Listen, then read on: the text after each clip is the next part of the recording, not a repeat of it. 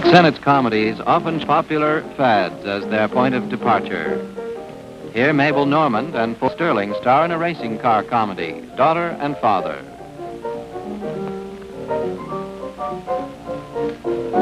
Earl Cooper was one of the racing kings of 1913, the year of this film. He appears here as himself, but Mabel clearly will have none of him. Teddy Tetzlaff also plays himself. The splotches on the picture are caused by deterioration of the original negative, one of the chief problems facing film museums like ours and the movie industry alike. Papa Sterling tells Cooper to wait a minute and he'll bring over his daughter.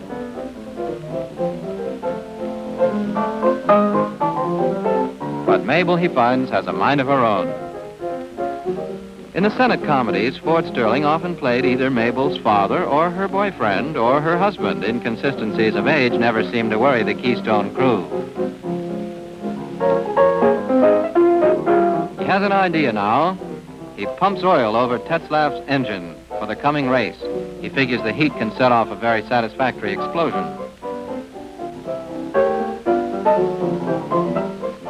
The day of the race, and Ford and Mabel join the other fans.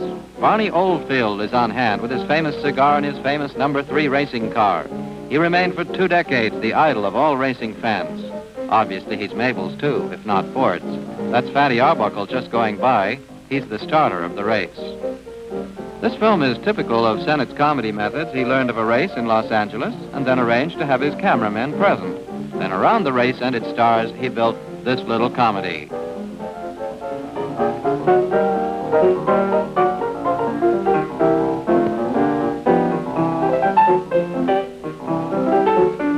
They're off in a cloud of dust,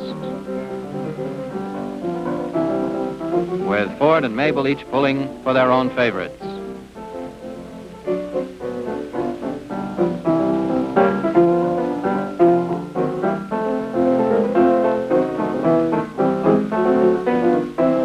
Earl Cooper is driving a Stutz, and he's ahead now.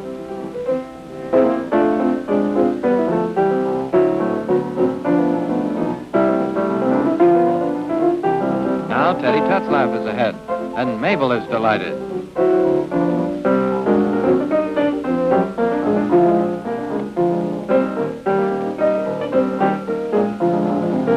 Here comes Teddy again, and he's passing Cooper in number 8. But Cooper isn't rattled. It's going to be a long race.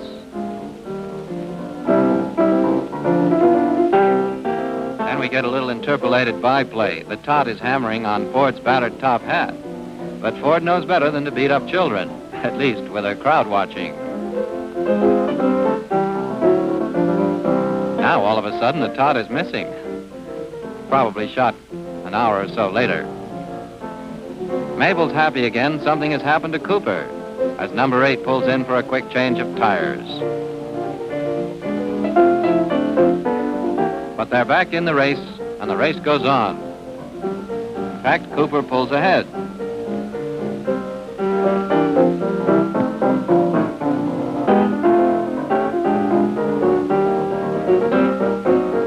Ford leads the cheers for Cooper while he's in the lead.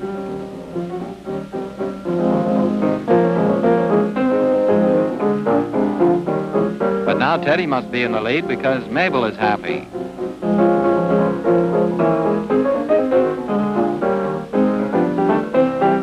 Well, it's close. They're both smiling. Now it looks like Teddy.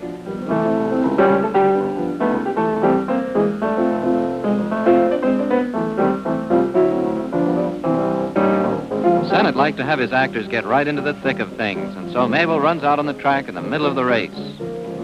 As referee, Fatty Arbuckle has to keep the track clear. Papa comes to the rescue. And Mabel darts away as the 2 men argue. It's quite probable that the crowd that had turned out to watch the race got even more fun from watching these familiar comics perform their antics for the cameramen. Everybody likes to see movies being made, today as much as in 1913. Location shooting today, of course, is far less impromptu and spontaneous.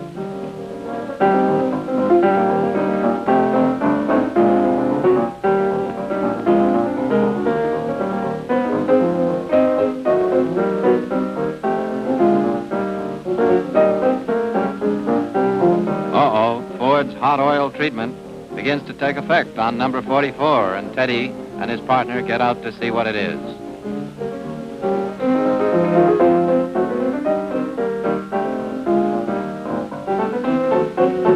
Fire's under control again. But just at that moment, Cooper comes and takes the lead.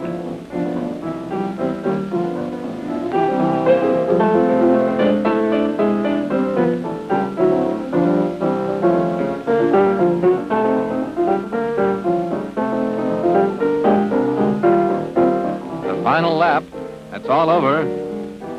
Thanks to Papa, Teddy is only an also-ran. Mabel congratulates Earl. This may seem fickle of her, but actually it isn't. She just loves all racers.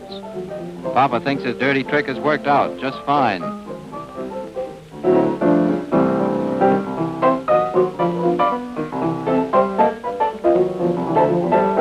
He tells Cooper Mabel is his, but Mabel sees her own favorite.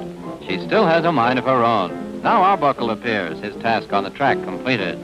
And for no good reason, except that Sennett thought it would make a good scene, Papa takes out his spite on the stout fellow. And vice versa. Ford Sterling's comic belligerence and Fatty Arbuckle's ability to fake tremendous falls provided Sennett with some of his favorite finales. If the action seems rather pointless, it must be remembered that the whole purpose of this little film was to build a comedy around a speed race, combining the race with generous servings of Sennett slapstick, and to include as actors some of the leading hot rod hobbyists of the day, which is exactly what Sennett's gag men managed to do.